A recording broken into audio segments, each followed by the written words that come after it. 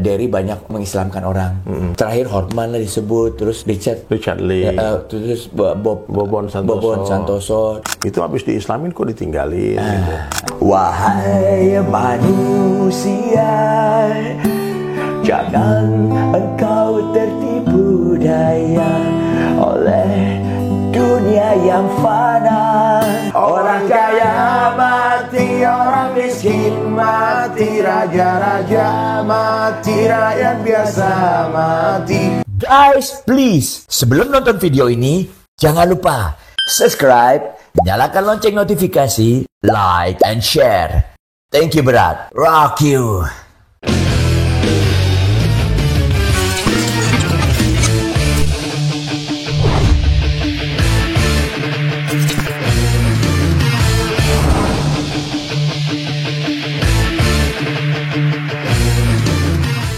Assalamualaikum warahmatullahi wabarakatuh. Hai, ketemu lagi dengan Ikang Fauzi di acara Ngobrol Asik Ramadan spesial edisi khusus. Ya, saya mendapatkan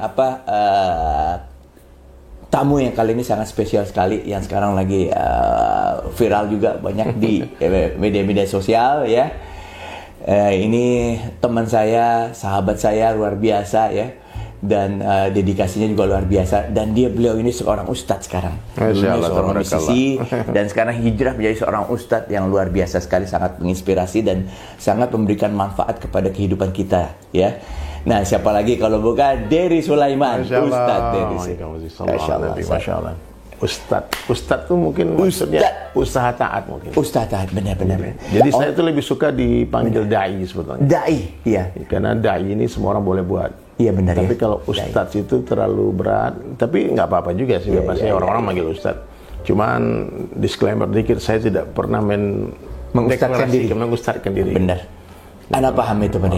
Tapi kalau dai emang cocok banget. Jadi dai itu siapapun yang melakukan usaha dakwah, mengajak orang kepada Allah, itu dai. Oh iya, mungkin mengajak orang untuk ini ya memperkenalkan Islam lah gitu. Betul. Ya. Itu dai ya. Dai. Itu cocok banget ya. Kalau ustadz tuh mengajar, kalau dai itu mengajak. Masya Allah. Ustadz dai. Enggak apa-apa, panggil Derry aja. Derry aja. Enggak apa-apa. Enggak, paling enak gimana? Kan adek kan nggak apa-apa. Oh iya bener, emang adek banget itu. Dan aku senang banget hari ini, makasih banget bisa hadir di sini. Bisa cerita nggak latar belakangnya Derry itu seperti apa? Aku tahu ya kita sama-sama pernah di musik ya, sekarang juga toh masih ya. Masih. Tapi cerita nih kehidupan pertama mungkin dari kampungnya di Sumatera Barat. Sumatera Barat. Ya. Jadi gitu latar belakangnya seperti apa? Masuk ke musiknya seperti apa, udah gitu sampai hijrahnya gitu lah.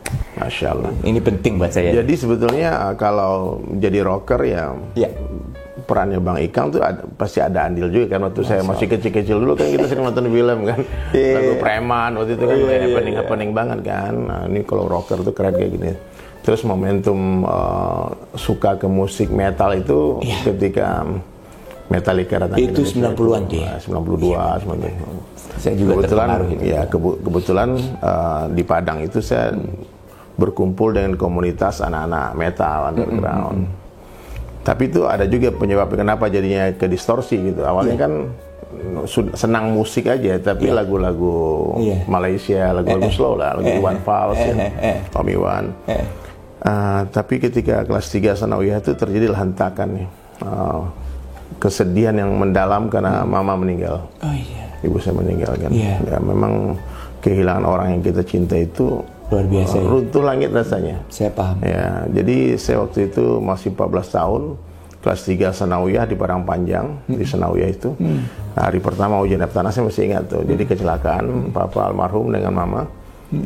Sehingga sambil gila waktu itu. Betul-betul udah kecelakaan. Beliau naik motor menghindari truk, kemudian jatuh dan mama meninggal di tempat, dan papa waktu itu luka-luka lah. Almarhum papa meninggal 3 tahun lalu.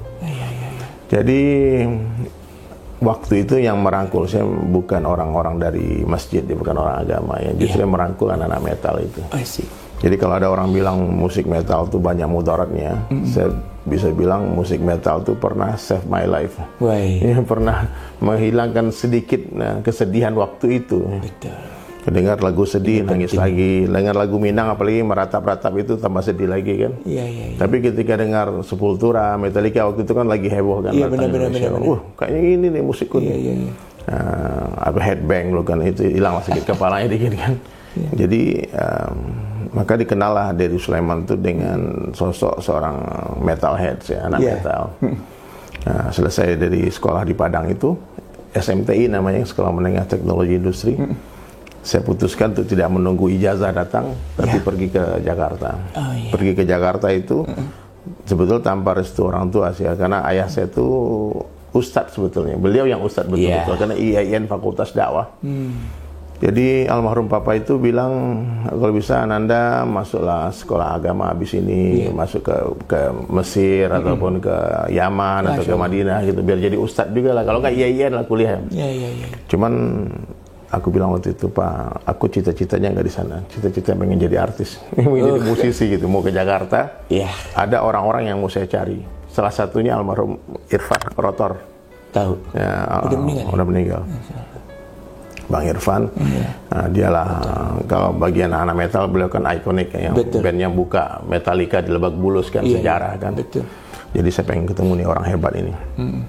Nah, singkat cerita, sampai Jakarta, bikin band, namanya Gibraltar. Kemudian pas suatu hari kami manggung, buka band Rotor tuh manggung, band saya jadi pembukanya. Salah satu band yang ikut manggung tuh Betrayer. Betrayer tuh band metal yang papan atas lah di waktu itu, 97, 98 itu. Dan hari itu gitarisnya nggak datang, sakit, uzur kan. Jadi waktu itu almarhum Daru yang vokalisnya bilang, itu siapa yang tadi main gitar di band Gibraltar tuh bagus mainnya. Nah ditawarin, lu tahu lagu Bendera Kuning nggak? Tahu. Dan tanpa latihan waktu itu saya perform dan langsung diangkat jadi personilnya waktu itu. Dibilang kan, kata Irfan, lu kalau mau maju digabung di Betrayer aja gitu. Betrayer. Sebagai gitaris. Cuman 98 itu lagi happy-happynya manggung-manggung. Waktu itu di Poster Cafe. Waktu itu metal banget, penampilannya keren. Baik Kang. Pak Harto kan mulai lengser tuh, jadi nggak boleh ada keramaian kan. Iya betul, 98. Jadi 98, jadi pas terakhir manggung tuh 14 Februari saya masih ingat. Iya benar. Black Valentine nama acaranya.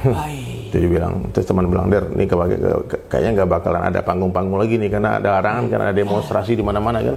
Iya. Nah, lu ke Bali aja, kata teman. Nah, jadi itulah singkat cerita sampai ke Bali. Sekarang poinnya aja, sampai di Bali itu memang apa yang keresahan remaja waktu itu waktu masih muda, mencari Allah, mencari kebenaran, sering ada perlawanan, penolakan tentang agama waktu itu.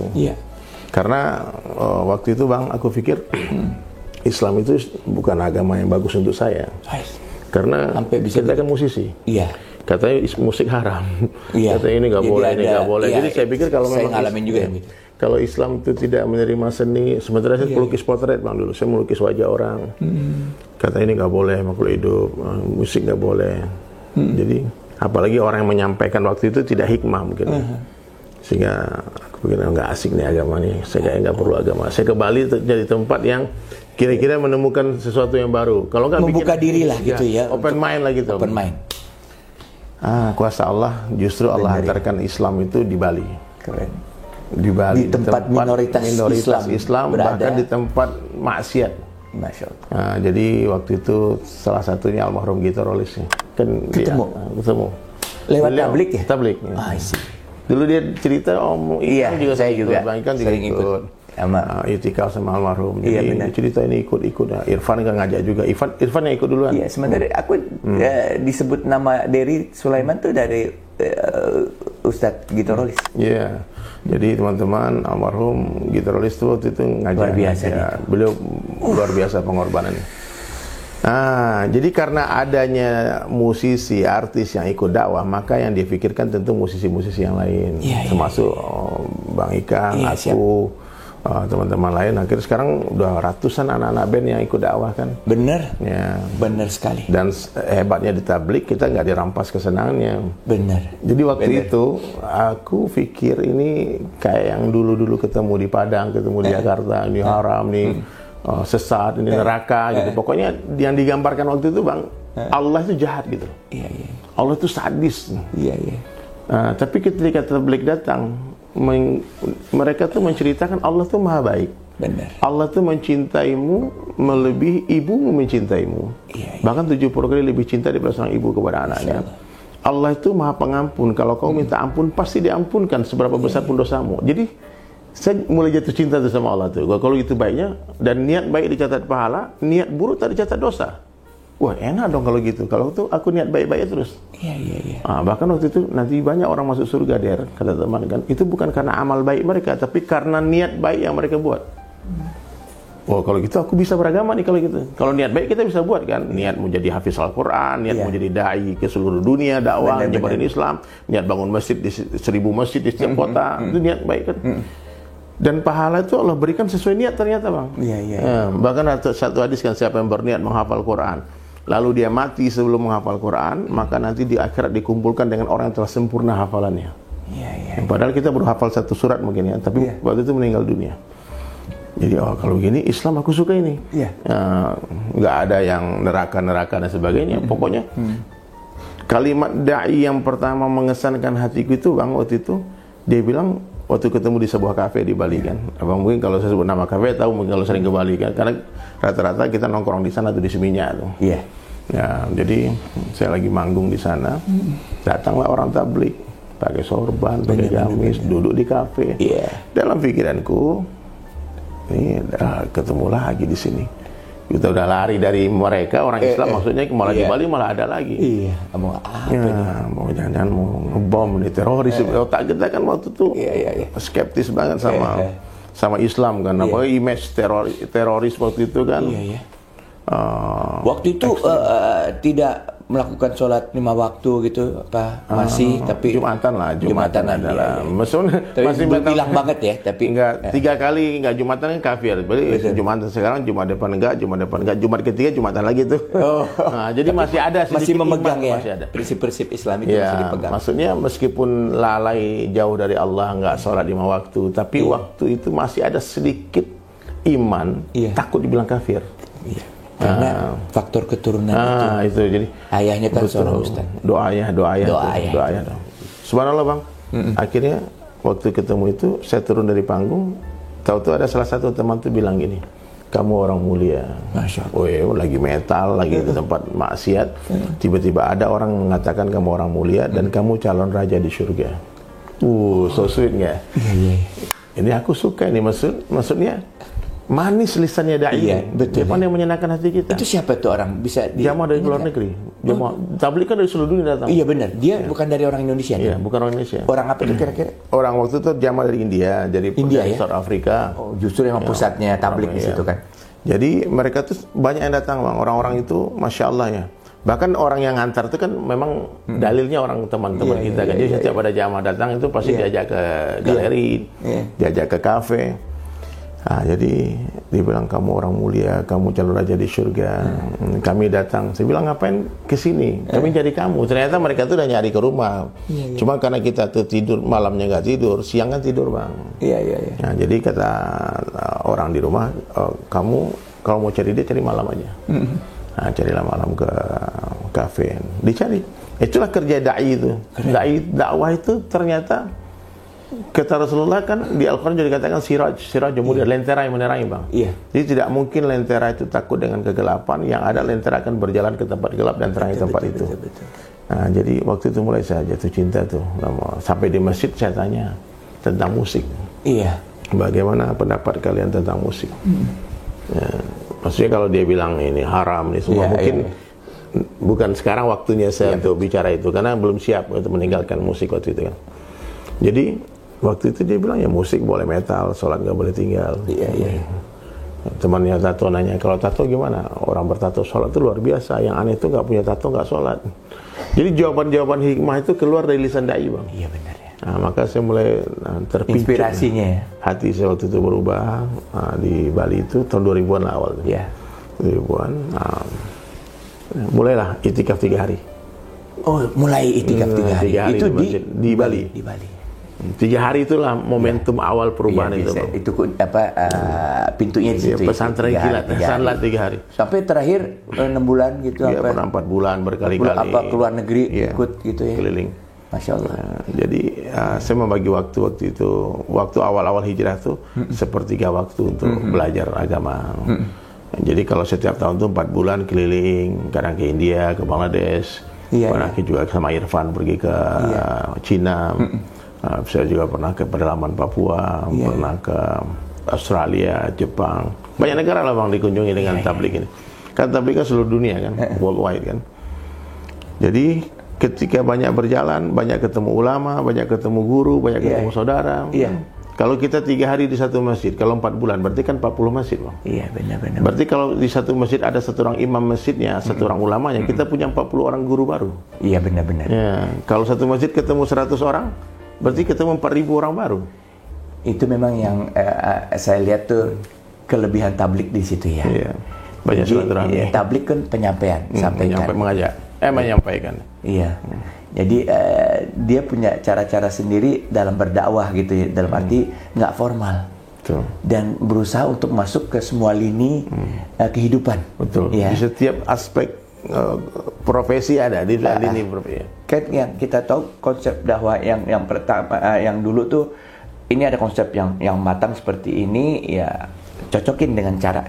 Iya kan? Kalau ini dia mencocokkan diri. Betul. Dia masuk dari pintu mana aja, tapi ujung-ujungnya dibenerin gitu, ujung-ujungnya ya luar biasa gitu. Diambil hati kita dulu kan, baru diambil. Hebat lah gitu cara-cara teman-teman itu untuk menarik saya waktu itu kembali kepada Allah. Ya tanpa sadar aja Bang, akhirnya saya tinggalkan musik lama waktu itu. Oh sempat juga? Sempat ninggalin karena sibuk belajar agama, bukan karena ini. Iya, bukan karena musiknya dianggap haram atau bagaimana. Dan gitu. Itu gara-gara ngikutin Irfan juga. Iya. Kan ini upline-nya Bang Irfan Rotor. Iya, jadi waktu itu Bang Irfan tidak datang ke Bali Bang. Dia ngirim aku email. Jadi waktu itu di Bali aku bikin band ya, band bikin demo, kemudian kirim ke Jakarta, minta tolong ke Bang Irfan, mudah-mudahan bisa diproduserin, dibantuin. Waktu itu Bang Irfan lagi khuruj, lagi keluar. Jadi dia bilang sama ibunya, Irfan lagi di luar negeri. Jadi kalau boleh dibilang ya, tabligh tuh yang menjembatani banyak musisi untuk belajar agama. Belajar agama ya. Dekat dengan Allah. Dekat dengan Allah. Yang tadinya abu-abu gitu, kan dianggap haram gitu musik dan sebagainya. Di situ dapat jawabannya semua dan di situ kita bisa berperan penuh sebagai seorang muslim. Betul. Itu ya. Betul. Ya, jadi banyak banget tuh musisi yang Sakti, Selau Seven. Iya benar. Reza Noah, Ivan K, Sleng. Nama Om Hengki Tarnando, aktor kan, Masya Allah. Ya aktif, ya Muktio. Itu dari faktor musik, dari bidang lain juga banyak kali. Sama juga seperti itu ya. Nah, begitu udah jadi sekarang ini ya, udah seperti kan musik juga nggak ditinggal gitu. Dan juga sebagai seorang katakanlah dai itu sekarang udah menjadi boleh dibilang public figure dan orang sudah berharap banyak dari apa yang dibicarakan oleh seorang Dery Sulaiman ini. Punya program nggak apa yang ingin dilakukan? Maksudnya mungkin ada spesialisasinya gitu. Ada rencana kayak biasanya kayak begitu kan? Betul. Ada rencana dan mungkin banyak dai, tapi mungkin spesialisasi saya itu di bidang ini loh. Nah, ada nggak seperti itu? Ada. Jadi saya memang punya kedepannya itu memang mau bikin satu wadah ya, satu madrasah pesantren, tapi khusus untuk musisi, untuk orang-orang yang punya jiwa seni gitu. Iya. Ya, sebetulnya sudah di konsep sih kemarin tuh sempat kita mau bangun, cuma terhenti ya gara-gara banyaklah kesibukan lain. Nama pesantrennya DSAS, ini kan brand saya kan DSAS. Iya. Ini kan dunia sementara akhirat selamanya. Wah, keren. Atau Dery Sulaiman yang sahabat. Tapi pesantren itu yang kasih nama Buya Yahya. DSAS. Darus Salamati Ahli Sa'adah. Ya. Jadi Buya Yahya itu sempat deadline saya, Ustaz Dery harus punya pesantren, meskipun kecil ataupun sehingga kita meninggal nanti ada kaderisasi yang menggantikan dakwah dengan cara ini. Benar. Dan ada aja jalannya ke sana ya. Yang bantu juga banyak pasti ya. Pasti banyak. Jadi aku terakhir juga sempat ketemu Buya Yahya itu. Iya, kita sama-sama luar Buya biasa. itu lembut, itulah guru yang bimbing ya. rohaniat kita. Iya. Dia merangkul seniman juga tuh, artis-artis Buya. Saya bikin lagu dia sama Buya. Ngerasain ya pada saat Bang Gito itu ya. Dulu kan aku kenal Gito dari pokoknya dari itu hijrah yang luar biasa itu. Gito tuh benar-benar aku ngelihat Bang Gito tuh guru sejati saya, betul. Guru kehidupan. Jadi aku kenal dia tuh dari kalau saya mungkin Badung nggak ada papanya dibanding dia lah gitu ya. Bang Gito sama Bang Ika begitu hijrah. Duluan lebih tua saya. Iya dong, jauh. Dia 14 tahun. Dia tuh seusia Om Irama. 73. Seusia Ahmad Albar. Ahmad Albar sama. Jadi sekarang 79 kalau seandainya dia hidup ya gitu ya. Jadi bedanya 14 tahun. Tapi aku begitu ya sama lah, begitu masuk ke dunia musik kan dihadapi sama senior-senior yang begitu kuat karakternya gitu ya. Betul. Jadi mau nggak mau ya aku menyesuaikan diri supaya bisa. Dan kebetulan pada saat aku masuk, saya langsung masuk ke environment mereka gitu. Mereka udah tinggi hype-nya kan, makanya bikin juga yang saya Ahmad Albar sama Niki Astria, iya kan, Pak Karok gitu loh. Sama Bang Gito Rolis juga kita kalau di panggung itu ketemu terus. Jadi saya langsung ketarik ke atas gitu loh. Dan itu luar biasa. Tadinya ya biasa lah dicemen-cemenin dulu kan. Iya kan, karena ini anak baru nih sejauh apa sih, lu bisa apa sih begini begitu.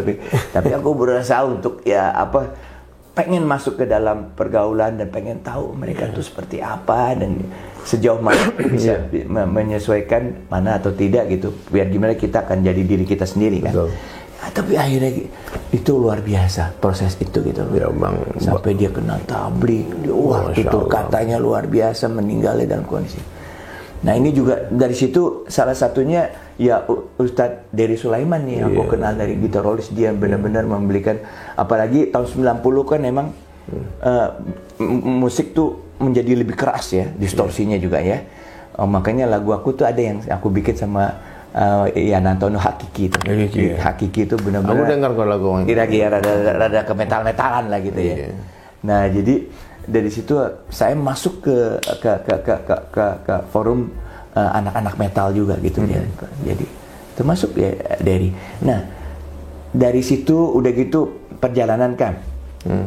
Sekarang udah lebih banyak kegiatan dai-nya lah. Ya, sekarang ada menspesialisasikan nggak dalam program itu tadi selain bikin pesantren? Enggak. Mungkin aku ahli hikmah. Iya mungkin di sana lah. Iya kan? Jadi ahli fikih gitu loh. Nggak, kalau aku tuh memang mungkin di hikmah itu mungkin. Hikmah ya. Suka datangi orang-orang yang tidak berminat dengan agama, merangkul mereka, tidak merampas kesenangan mereka, tapi mengganti pelan-pelan dengan sesuatu yang lebih nikmat, itu agama itu sendiri.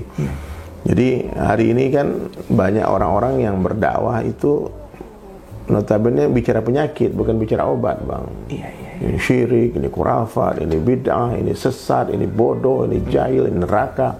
Jadi kalau kefahaman aku, Bang, dakwah itu nggak seperti itu. Dakwah itu bicara obat, bukan bicara penyakit. Ya, dakwah itu menyalakan cahaya, bukan mencaci maki kegelapan. Karena kegelapan itu pasti akan sirna kalau cahaya datang. Jadi nggak usah dibahas penyakitnya, cukup kita diagnosa ini penyakitnya ini nih, obatnya ini nih. Nah, kita taburkan obat, orang nggak sadar tiba-tiba dia sembuh gitu. Tiba-tiba hilang kesyirikan di hatinya. Karena apa penyakit yang paling berbahaya? Syirik, Bang. Banyak orang hari ini meyakini ada yang berkuasa selain Allah, itu bahaya, Bang. Banyak orang yang di hatinya itu ada makhluk. Betul. Ada berat, Bang, berat. Betul. Mencintai dunia itu ya semua kita lah ya. Otomatis karena kita hari-hari di dunia lihat mobil mewah, sama istri, sama anak, sama suami. Semua orang tuh kecenderungan masuk hati karena sibuk dengan mereka kan. Benar-benar. Dan itu akan timbul-timbul Tuhan-Tuhan yang lain, Tuhan-Tuhan kecil yang lainnya. Justru itu yang Allah paling tidak sukai ya. Betul. Padahal karena tauhid itu. Tauhid. Bahkan yang lebih parah lagi, banyak suami tanpa sadar telah menuhankan dirinya di rumah. Benar. Nah, maka itulah perlu khuruj, Bang, tablik itu, Bang, untuk apa? Untuk belajar keluar dari hati istri. Maksudnya tuh dia pengen diperlakukan sebagai kalau nggak ada, kalau gua nggak kerja makan apa lu? Ya, jangan kurang ajar ya. Saya sepakat. Itu. Itu Tuhan tuh, Bang, tuh mengaku dia memberi rezeki, bahaya kan? Nah, nanti istri kita dikubur nggak ditanya siapa suamimu. Yang ditanya siapa Tuhanmu? Yang parahnya disebut nama kita, bahaya kan? Benar. Itu yang makanya suami itu bertanggung jawabnya terhadap doa istri juga ya. Pendidikan istri. Makanya surga istri ada di ridho suami. Itu. Makanya suami harus melayakan diri untuk paham terhadap masalah-masalah yang prinsip seperti itu. Itu yang urgensi itu ini bang, tauhid itu bang. Benar. Maka aku sering ingatkan istri, kan kemana kan aku ajak istri ya. Yang bekerja dan mencari rezeki boleh saja tidak ada. Tapi yang maha memberi rezeki akan selalu ada. Kamu harus tahu itu. Suatu hari nanti mungkin aku sakit, nggak mampu bekerja. Allah yang menyembuhkan, Allah nggak pernah sakit. Suatu hari nanti aku pergi khuruj berdakwah, nyebarkan agama kemana-mana, nggak sempat cari nafkah. Allah nggak pernah pergi kemana-mana, ada selalu ada bersamamu. Suatu hari nanti mungkin aku difitnah orang, mungkin masuk penjara. Kita nggak tahu di dunia ini apa yang terjadi kan. Orang baik yang Buya Hamka aja bisa difitnah, masuk penjara kan. Nabi-nabi ada. Kamu jangan kayak orang gila. Allah yang membebaskan, Allah nggak pernah di penjara. Dan suatu hari nanti aku pasti mati. Pasti, bukan insya Allah. Dan Allah yang menghidupkan, Allah nggak pernah mati. Jadi Allah mampu memberimu rezeki melalui tanganku, atau melalui tangan orang lain, atau Allah tidak gunakan tangan siapapun, langsung dengan kudratnya Allah antarkan rezeki ke rumah ini. Sehingga istri tahu yang ngasih dia rezeki Allah. Kalau dia minta makan sama Allah. Kalau dia minta baju, dia minta sama Allah. Sehingga beban di pundak kita hilang, bang. Benar. Kalau hari ini kan banyak suami-suami yang tidak bisa kemana-mana karena bergelantungan di pundak semua. Anak bergelantungan ke ayah. Nah, jadi kita kemana-mana berat, bang. Tinggal satu yang harus dia lakukan. Dia bergelantungan sama Allah. Allah itu. Lepaskan tangan dari makhluk itu. Nah, ini parenting yang paling dahsyat itu, tauhid itu. Masya Allah. Maka orang tanya, kenapa kamu keluar terus 4 bulan, 40 hari? Saya baru pulang 40 hari nih bang dari Labuan Bajo. Kalau 40 hari keluar bang, 40 hari nggak hidupin handphone, nggak dengar suara istri itu. Ya Allah. Nah, jadi suatu hari bang kita akan berpisah bang. Aku rasakanlah kesedihan abang baru 6 bulan ketika kehilangan kakak ya. Itu semua orang akan menjalani itu, semua orang akan merasakan itu. Maka saya bilang sama istri, kamu harus belajar hidup tanpa aku harus belajar hidup tanpa kamu, karena nanti ujung-ujungnya nafsi-nafsi kita sendiri-sendiri. Betul. Ya, gimana? Saya belum bisa mempertahankan. Sekuat apapun kita tahan, kalau Allah katakan pergi. Iya. Sekuat apapun kita tolak, Allah katakan datang. Kan yang terjadi di dunia ini mah hanya kehendak Allah saja. Jadi apapun yang Allah kehendaki terjadi pasti terjadi. Apapun yang Allah kehendaki tidak terjadi tidak akan terjadi. Itu fakt gitu. Nah, jadi kita khuruj 3 hari bang, 40 hari, 4 bulan itu untuk apa? Untuk belajar keluar dari hati istri, atau mengeluarkan istri dari hati kita. Karena kalau di hati kita masih ada makhluk bang, itu kebesaran Allah nggak masuk. Nah, maka harus dikeluarkan betul-betul. Ma fi qalbi ghairallah, itu kan bahasa tauhid itu. Tidak ada siapapun apapun di hati selain Allah.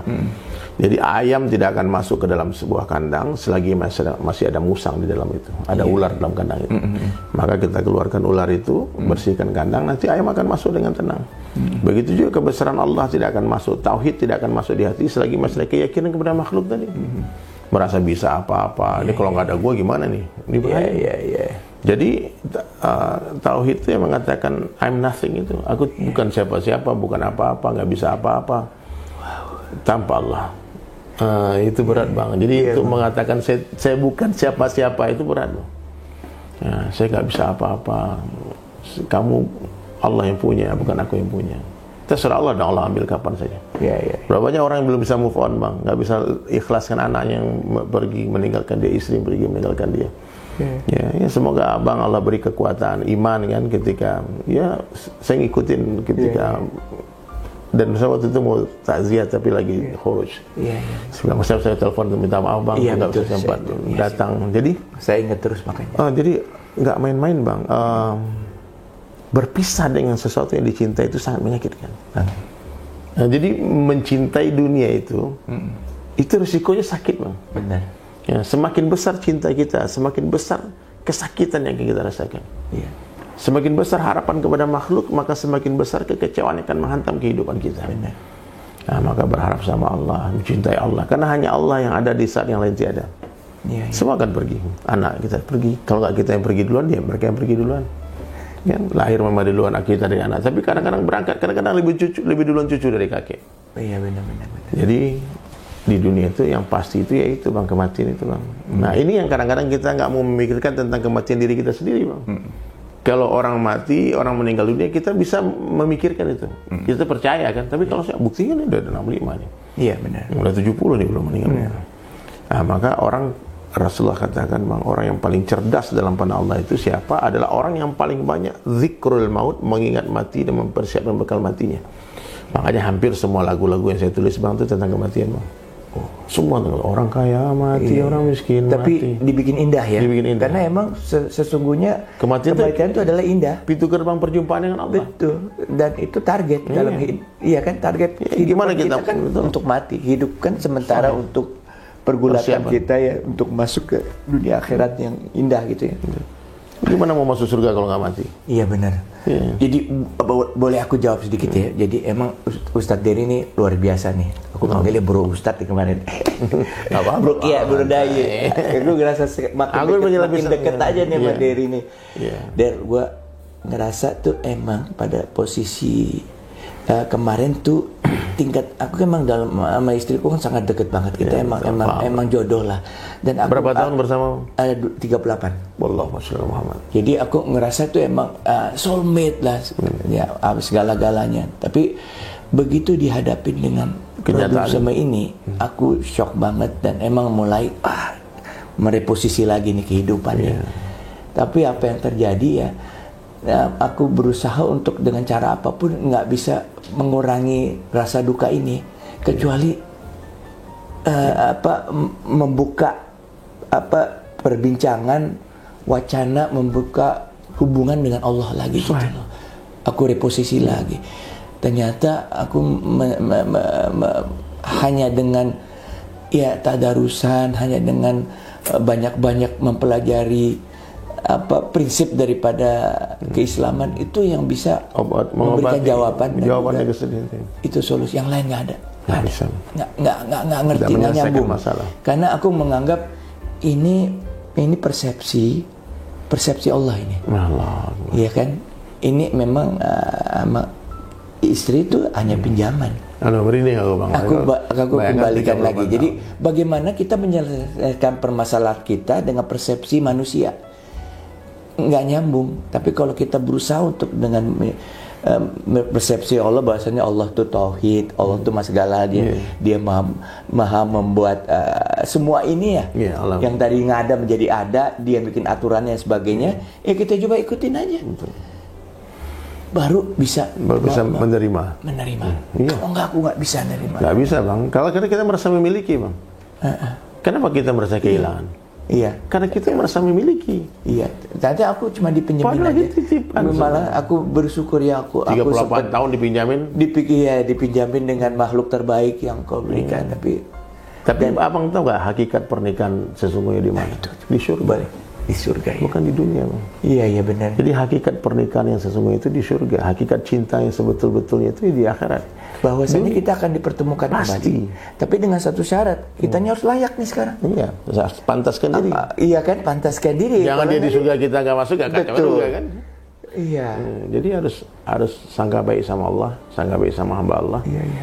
Sebetulnya, Bang, itulah fungsi agama itu untuk membahagiakan kita. Agama itu diantarkan bukan untuk menakut-nakuti sebetulnya. Iya. Allah Subhanahu wa taala itu betul-betul sesuai mengikuti prasangka hambanya. Iya. Nah, maka sangka baik kepada Allah itu dan sangka baik kepada hamba Allah itu amalan tertinggi dalam Islam. Tidak ada yang lebih tinggi dari itu, sangka baik sama Allah. Jadi yakin Allah pasti ampunkan dosa-dosa, Allah akan jumpakan di akhirat. Maka Allah akan mengikuti prasangka kita. Iya. Gitu. Tapi kalau suudzon sama Allah, kayaknya nggak ketemu dia aja. Benar. Nah, maka syaratnya kita harus tahu Allah itu maha baik. Allah tidak mungkin berbuat zalim kepada hambanya. Iya, betul. Inni haramtu zulma 'ala nafsi, kata Allah, aku telah mengharamkan kezaliman atas diriku. Wa ja'altuhu bainakum muharrama, aku mengharamkan juga kezaliman atas diri kalian. Fala tazalamu, itu perintah Allah, tidak boleh saling menzalimi. Kemudian kalau kamu, kata Allah, ya ibadi wa hambaku kullukum dhalun, kalian semua tersesat illa man hadaitu, kecuali orang-orang aku berikan petunjuk hidayah. Fastahduni ahdikum, mintalah hidayah kepada aku beri kalian hidayah. Jadi siapapun yang minta Allah bagi, Bang. Tapi kalau nggak minta, meskipun anaknya Nabi, istrinya Nabi, bapaknya Nabi, ibunya Nabi, pamannya Nabi, kalau dia tidak mau, Allah nggak bagi. Iya. Jadi siapa yang Allah beri hidayah itu hanya orang-orang yang mau. Iya. Nah, kemudian kalau kamu lapar, kata Allah, mintalah makan kepada aku beri kalian makan. Kalau kalian tidak berpakaian, mintalah baju kepada aku beri kalian pakaian. Kalau kalian berbuat dosa malam hari dan siang hari, minta ampunlah kepada aku ampuni kamu. Jadi Allah itu memang maha baik. Allah tidak mungkin berbuat zalim. Dan yang paling dahsyat itu apa?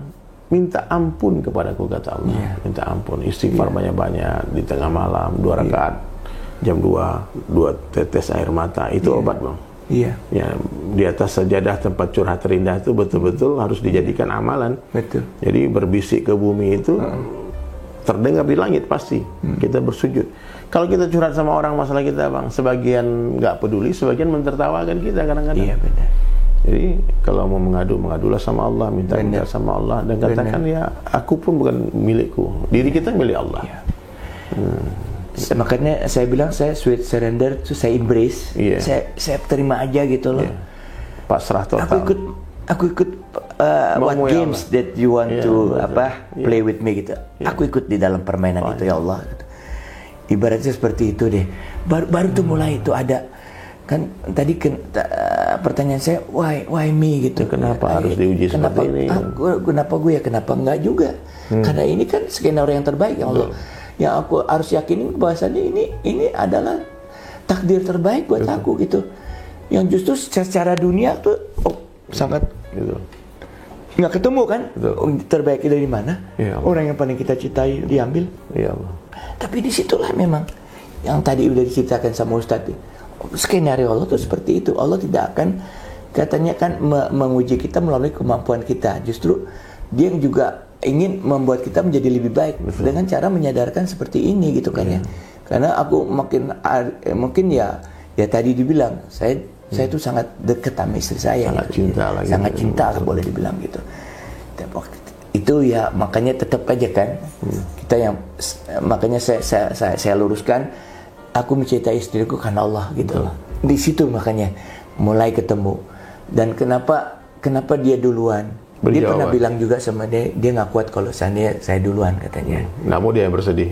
Iya, dia pernah ngomong kayak gitu. Aku nggak terlalu serius lah gitu ngomongin. Tapi terakhir dia emang banyak cerita soal akhirat gitu. Jadi emang dia sangat siap dan meninggal dalam kondisi yang baik sekali. Habis baca Quran dia meninggal begitu aja. Masya Allah, itu luar biasa. Belum tentu aku bisa seperti itu, makanya beliau orang baik, Bang. Dan ya jadi pada saat itu tuh kejadian sehari setelah meninggal itu ada ibu-ibu tua datang ke rumah saya, nunggu dari pagi. Saya kan udah bangun siang, udah acak-acakan nggak tidur pasal. Aku temuin, dia cerita soal suaminya yang dia nggak bisa move on gitu loh. Ya Allah. Udah 10 tahun dia masih begitu. Dia cerita, dia berbagi sama saya, dia kasih buku sama saya, bagaimana cara ininya gitu loh, sampai nangis-nangis gitu. Langsung saya berpikir, kalau seandainya istri saya yang ditinggal, iya seperti jangan ada seperti ini, ya Allah. Saya nggak kuat kalau istri saya kayak gitu. Betul. Bang, itulah Bang, kematian itu membingungkan semua orang. Biarkan aku lah, aku masih bisa bertahan kayaknya, dan Allah kasih arahnya, tuh kasih tangannya sama saya tetap. Abang lepas waktu dia nggak ada. Jadi aku langsung berpikir, kalau dia ngomongan begitu kan dia, Rasulullah kalau seandainya aku duluan kayak begitu, Bang. Istri saya kesian Rasulullah kan kehilangan Bunda Khadijah, nangis juga Bang. Hari-hari duduk di makam Rasulullah itu. Maka di Isra Mi'raj kan diajak liburan. Makanya saya rezeki sekali. Bang, Ustaz, jadi mungkin dari obatnya ya jalan-jalan Bang. Iya. Ya, kalau tak temukan jalan keluar jalan-jalan. Iya. Kapan-kapan aku ajak ya. Iya. 3 hari, 40 hari. Iya. Jadi memang Bang, berpisah dengan orang yang dicinta itu berat Bang. Iya. Maka alihkan cinta kepada Allah itu betul Bang. Alihkan cinta kepada Allah, mencintai Allah melebihi segala-galanya. Udah nggak bisa. Rasulullah itu ketika bahkan Allah udah ganti dengan Ibunda Aisyah pun, masih tersebut nama Khadijah, nggak bisa lupa, nggak bisa move on. Ya itu nggak apa-apa Itu wajar, Bang. Itu wajar karena memang dia yang menemani waktu susah, waktu tidak ada orang yang beriman. Beliau yang beriman, mengorbankan seluruh hartanya untuk berdakwah Nabi. Nggak bisa, siapa yang bisa menggantikan itu, nggak ada. Ya, jadi tapi bersedih berlarut-larut itu dilarang dalam Islam. Benar. Jadi abang mesti harus move on, bangkit, ya. Karena kalau kita terlalu sedih, dia juga ngerasa di sana, Bang. Benar. Dia ngerasa juga kalau bikin senang, dia udah senang di sana itu sedih. Aku kayak meyakinkan aja dia benar-benar insya Allah udah di dalam pasti, Bang, alam barzah yang penuh dengan permadani surga lah. Iya, alam barzah itu kan taman-taman surga. Orang-orang yang beriman dan dan di bawah naungan Rasulullah SAW. Amin ya Allah, orang baik, Bang, insya Allah. Aku sih ya doanya seperti itu, teruslah minta terus dan meyakini terus sampai dia tuh benar-benar enak di sana, aku bisa enak. Tenang ya. Benar. Jadi ya, cara-caranya harus mendalami. Abang tahu amalan suami mengalir ke istri? Iya betul. Ini semua pahala suami itu mengalir ke istrinya. Iya. Jadi kalau sayang sama almarhumah, ya abang harus lebih joskan lagi amalannya. Iya. Baca Qurannya, dakwahnya, zikirnya, fokus. Kalau bisa sholatnya di masjid 5 waktu berjamaah. Itulah solusinya. Duduk di masjid, berdiam diri, i'tikaf. Kan itu cara kita mendekatkan diri dengan Allah, Bang. Iya. Ya, khalwat. Kalau bahasa lamanya kan orang menyendiri. Kalau sekarang khalwatnya umat akhir zaman, umatku kata Nabi, khalwatnya itu i'tikaf di masjid di tengah keramaian. Ya, kita dengan jamaah, ya solusinya dengan salah satu dengan tabligh itu bisa jadi obat. Iya. Obat kesedihan itu. Sedih, Bang. Iya. Dan ya harus buka hati kita ini, memang harus Allah aja, Bang. Nggak boleh ada terkesan dengan makhluk gitu. Iya. Ya, dunia di tangan, di hati jangan tuh ngomongnya mudah tapi ngamalinnya susah tuh. Iya, betul. Ya, mobil di garasi jangan masuk hati. Ini susah itu, Bang. Benar.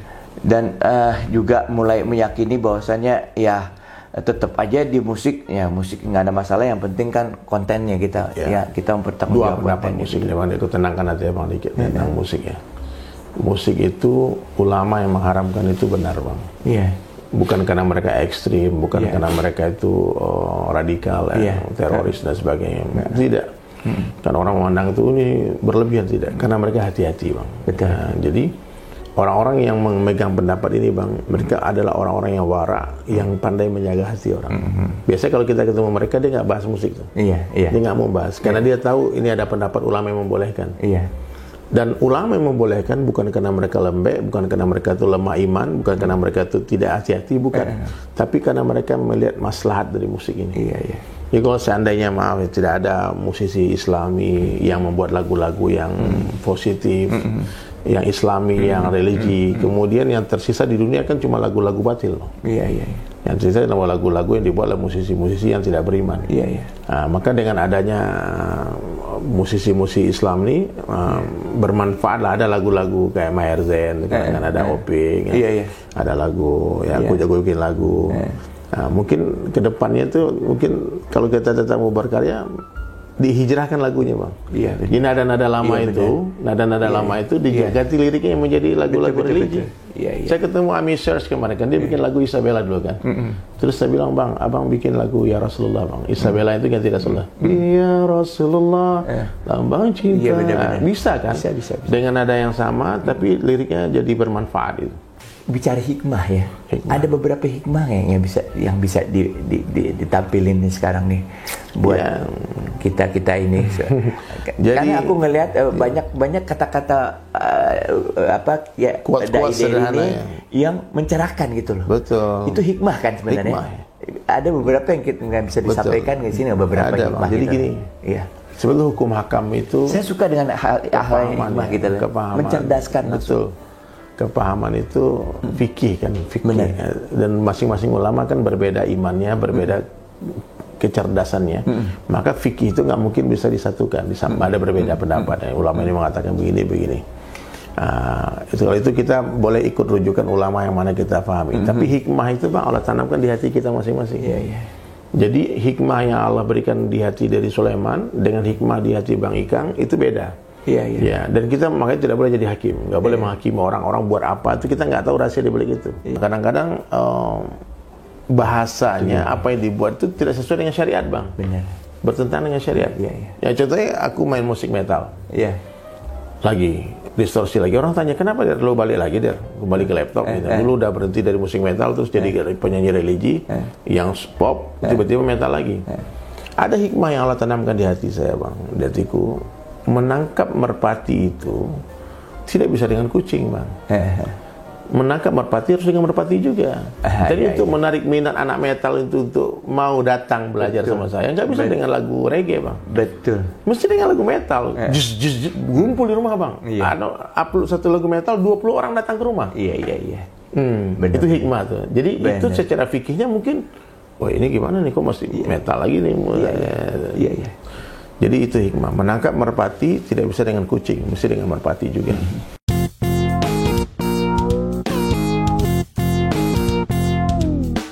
Iya, jadi saya tertarik tuh dengan dari bilang bahwasannya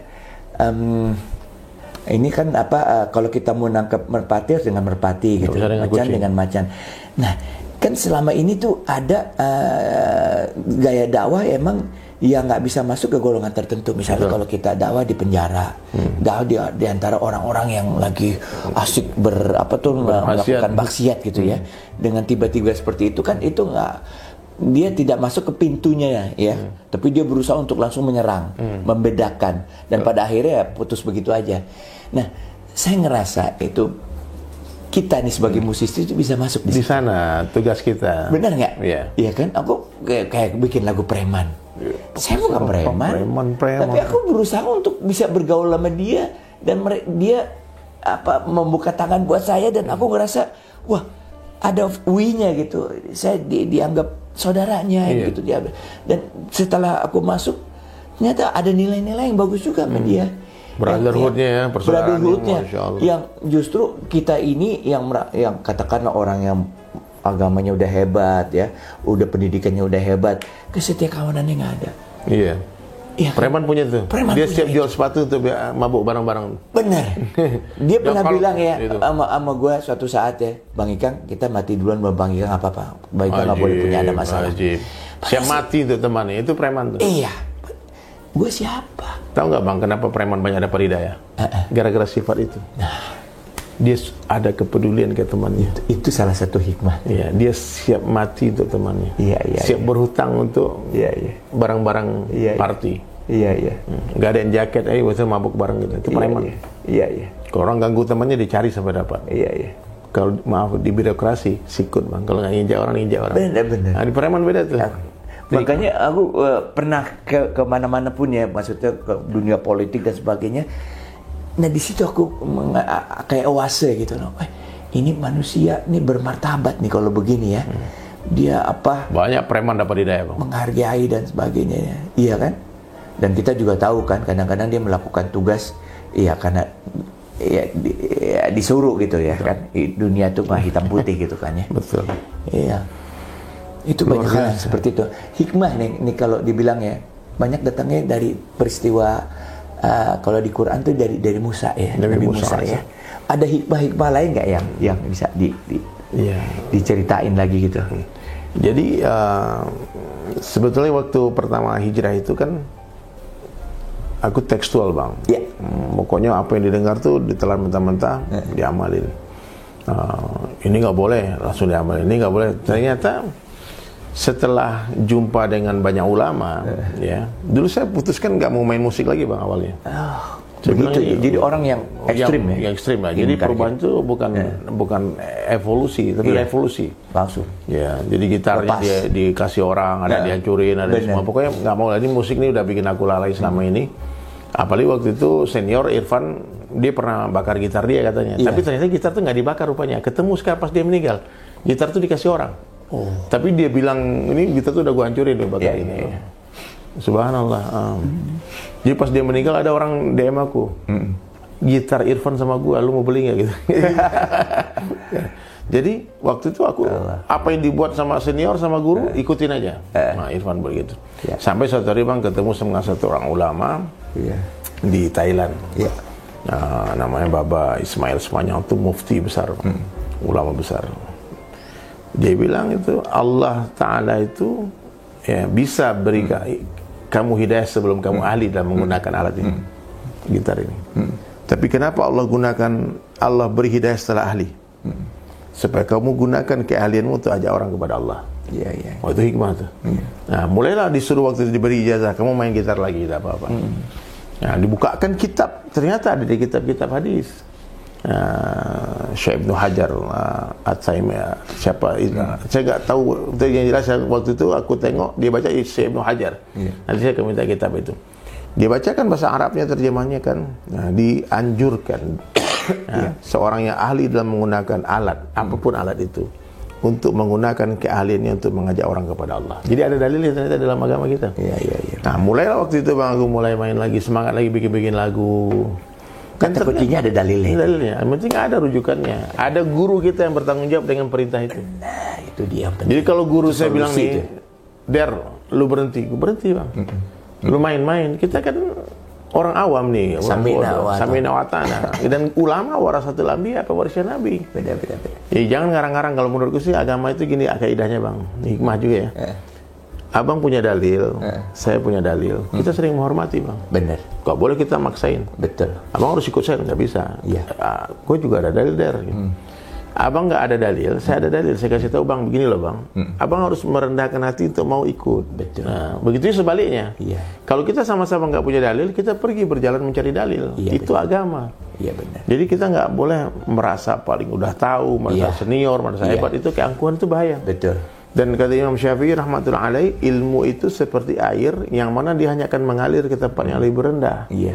Orang tinggi hati tak akan bertambah ilmunya Bang. Nggak dapat berkah. Nggak dapat berkah. Jadi selalu merasa bodoh, Allah tambah ilmu. Ketika merasa sudah tahu lah nggak tambah ilmu. Nah ini kita mungkin udah banyak ngomong soal masalah seni dan keislaman ini.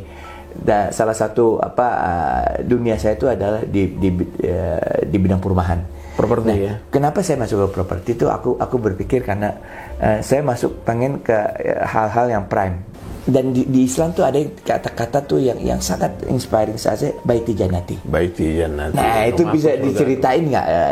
Iya. Apa konsep rumah menurut Islam? Gitu? Rumah itu Bang, tempat kita pulang lah, tempat kita berteduh, tempat kita. Ya, sampai Nabi katakan baiti jannati itu, rumahku surgaku itu tuh bukan rumah yang notabene mewah Bang. Tapi ada seseorang di dalam rumah itu yang membuat rumah itu serasa jadi surga. Ya, bukan berarti sekarang rumah ini nggak bisa jadi surga lagi karena seseorang itu sudah duluan berangkat kan, Bang kan. Jadi amalan yang dibuat di rumahnya Rasulullah SAW itu ta'lim, mengundang malaikat datang berkerumun di rumah itu. Ada dakwah di dalam rumah itu, ada ibadah dalam rumah itu. Itu yang disebut dengan baiti jannati. Ya, ada orang qiyamul lail di rumah, ada baca Al-Quran sepanjang hari.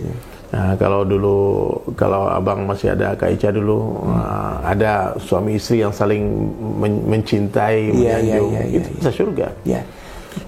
Rasulullah SAW dari rumah yang baik akan melahirkan keluarga yang baik.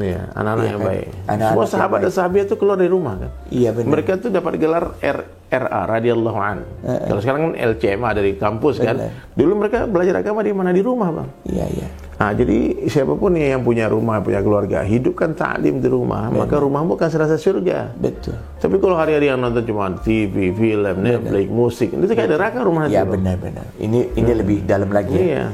Jadi kalau hari-hari yang dibicarakan kebesaran Allah, tentang sunnah, tentang ibadah, salat, ta'lim, ada zikir di dalamnya, ada tamu yang dimuliakan di rumah itu. Abang kalau beli makanan banyak ya, itu diniatkan untuk tamu, itu nggak dihisab Bang.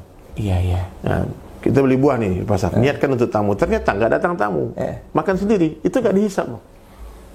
Itu akan jadi obat itu. Pahalanya udah dapat. Sering niat. Maka rumah yang ideal itu ya seperti itu, ada ruang untuk tamunya. Bahkan tamu itu berhak dimuliakan dan 3 hari di rumah kita. Iya. Nah, jadi kalau rumah sebesar ini kan ada ruang tamunya nanti insyaallah kan. Iya ada. Dan tamu itu tidak boleh ditanya-tanya 3 hari Bang. Iya. Ada keperluan apa, mau makan apa, maunya panas apa dingin, kopi apa teh, itu tidak ada. Jadi rumah yang seperti surga itu tamunya datang dimuliakan, dikasih makan, yang ada dikeluarin. Ya, jadi banyak orang nggak tahu. Jadi rumah rumah yang di dalamnya ada agama. Kalau ada tamu yang datang dimuliakan. Kemudian tamu kalau pulang dia belum hilang punggungnya, jangan tutup pintu. Iya benar. Hari ini kan orang nggak paham itu. Kita baru masang sendal ya, tutup pintu.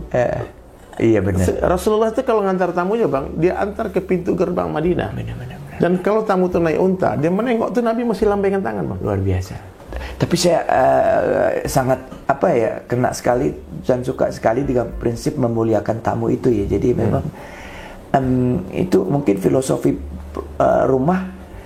Kalau kita membangun rumah sekarang ya mulai dari hal-hal filosofinya seperti itu ya. Kita siapkan untuk tamu, untuk saudara kita kan datang. Akan berpengaruh ke tata ruang, ke suasananya, interiornya, penggunaannya, desainnya. Akhirnya sampai berpikir bahan apa yang akan kita bisa pakai untuk membangun itu secara efisien dan bisa terbentuk keinginan kita seperti itu. Itu luar biasa supaya nuansanya sangat Islami ya. Makanya kalau kita bicara konsep green juga kan, konsep green bagaimana cara menggunakan membangun rumah dengan berbagai apa yang ada di sekitar kita gitu, tanpa merusak ekosistem ya.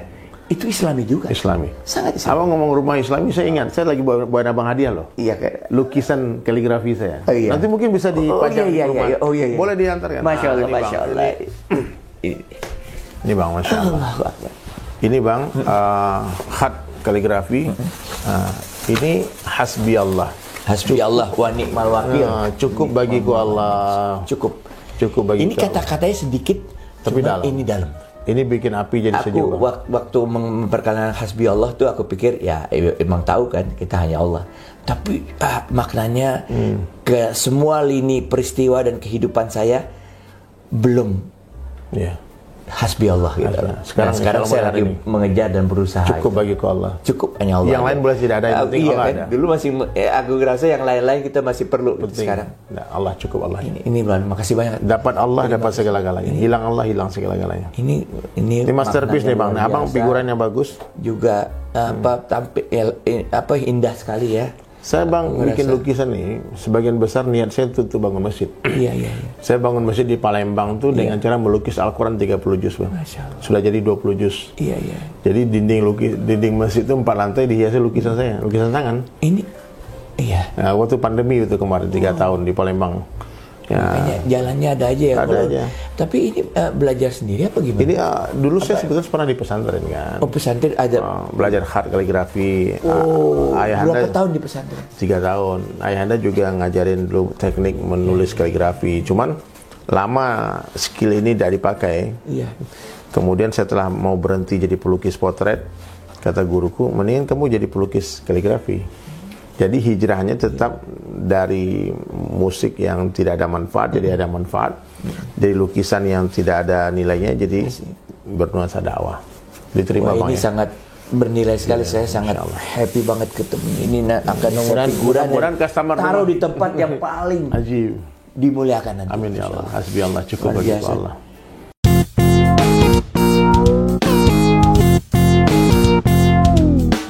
Oke, Dai. Masya Allah. Jadi ada satu hal lagi nih yang lagi viral sekarang ini. Betul. Ya.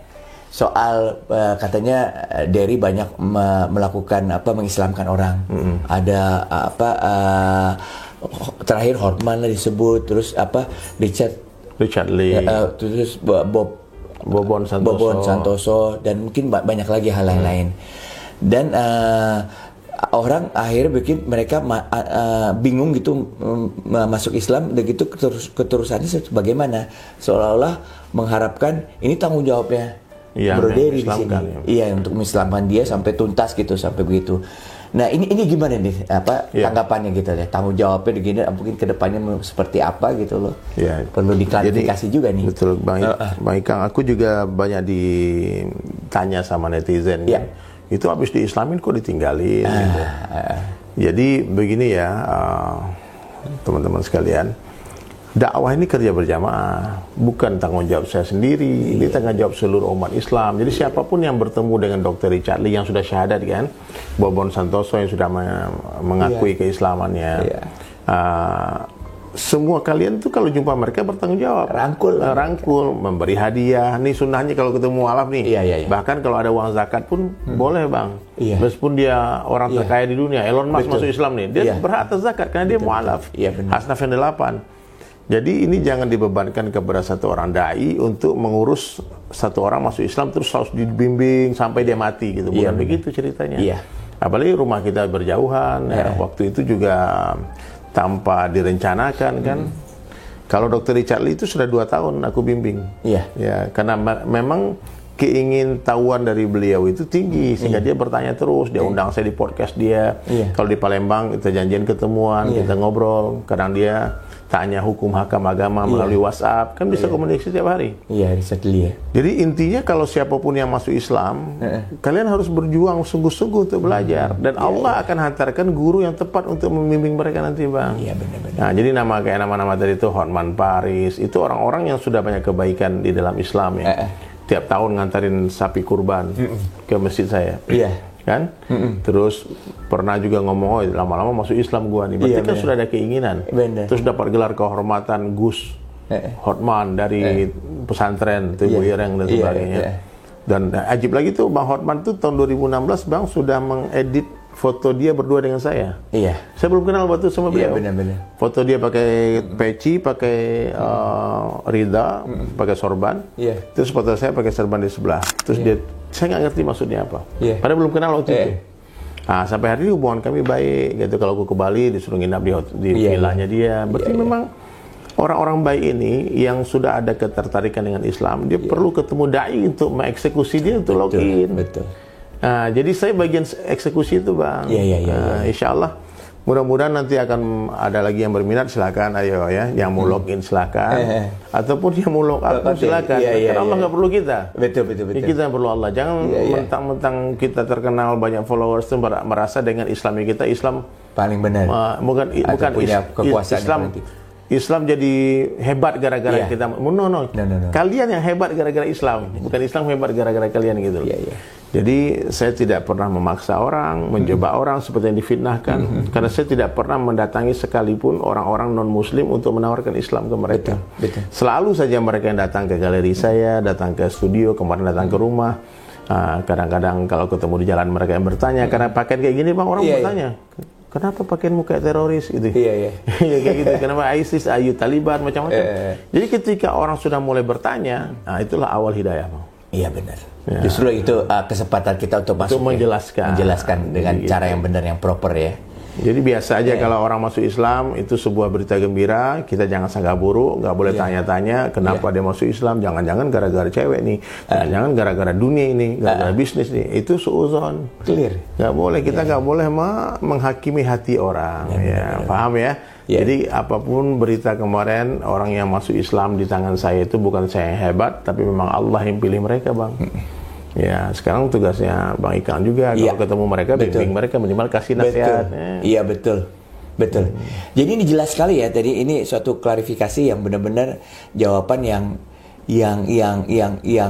dibutuhkan oleh kita. Jadi memang yang namanya orang masuk Islam itu perlu ada yang bantu, yang bantu mengislamkan mereka. Dan juga Allah tidak akan juga memberi orang satu tanggung jawab untuk melakukan ini semuanya sendiri gitu. Ini kerja berjemaah, ya kan? Karena prinsipnya kan Allah nggak perlu dia yang perlu Allah. Dia harus pengen berjalan kan dalam hadis qudsi. Kalau kau berjalan kepadaku, kata Allah, aku berlari menghampirimu. Benar. Jadi kalau memang yang bersangkutan ingin betul-betul belajar Islam, Allah akan hantarkan orang baik untuk membimbing dia. Akan hantarkan ulama-ulama untuk membimbing dia. Dengan niat menyelamatkan kan saudara-saudara kita semua. Banyak orang nggak mau mengislamkan orang gara-gara itu, Bang. Mikirkan perawatannya gimana, maintenance-nya gimana, setelah dia masuk Islam nanti dia murtad lagi gimana. Itu mindset yang keliru. Maksudnya kalau kamu mau beli mobil, mindset tadi tuh Ustaz, sorry saya bilang, yang Ustaz bilang tadi kan mindset kalau kita mau beli mobil. Beli mobil tuh. Jangan dipikirkan perawatannya dulu, beli dulu mobilnya. Jangan hanya gara-gara ragu nggak bisa ngerawat mobil nggak jadi beli mobil. Beli dulu guys, cash dulu kan. Beli dulu, nanti masuk login, baru maintenance-nya itu akan, dan itu hidayah akan turun pasti. Betul pasti. Iya. Kan dia bilang tadi, kalau kau minta hidayah pasti aku kasih. Jadi kalau siapapun yang mau Allah bagi. Ingat ya, kita ini bukan seperti sebagian orang kayak gerak agama lain, dia datangi orang Islam untuk menawarkan agama mereka. Dibelilah seolah-olah gitu ya. Nggak boleh. Di Indonesia itu dilarang, Bang. Iya.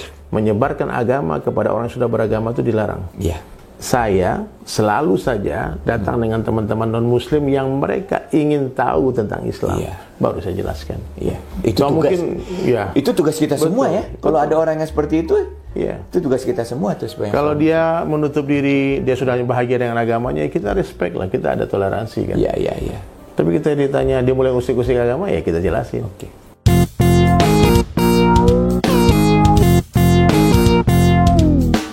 Masya Allah, nggak terasa ya, Bang Ikang ya, udah 1 jam lebih kayak gitu. Benar. Ini cun nih, kalau ibarat kita digenjreng 1 tahun nonstop pun aman.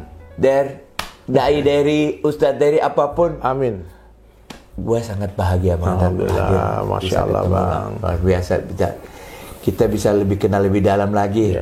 Mungkin ya Allah bertemu kita lewat silaturahmi ini ya. Tapi buat saya tuh sangat bermanfaat pertemuan ini dan melegakan hati saya juga. Banyak yang udah kita bicarakan dan tentunya penonton juga teman-teman banyak manfaat ya.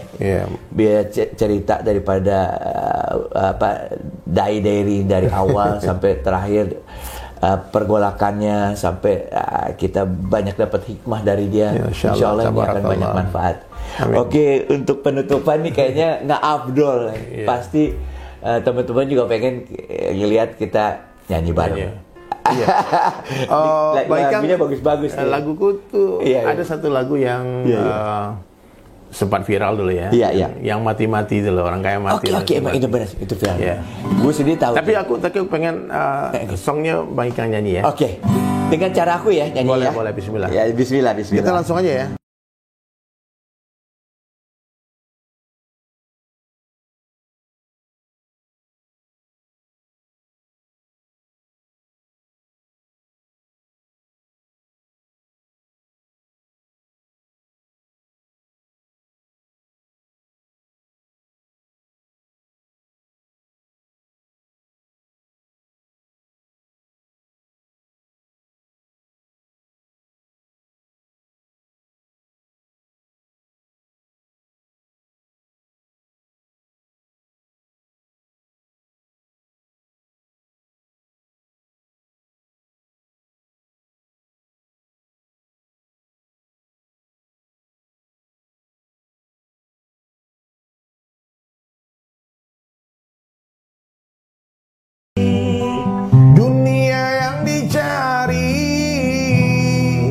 Takkan dibawa mati. Sallu ala Nabi.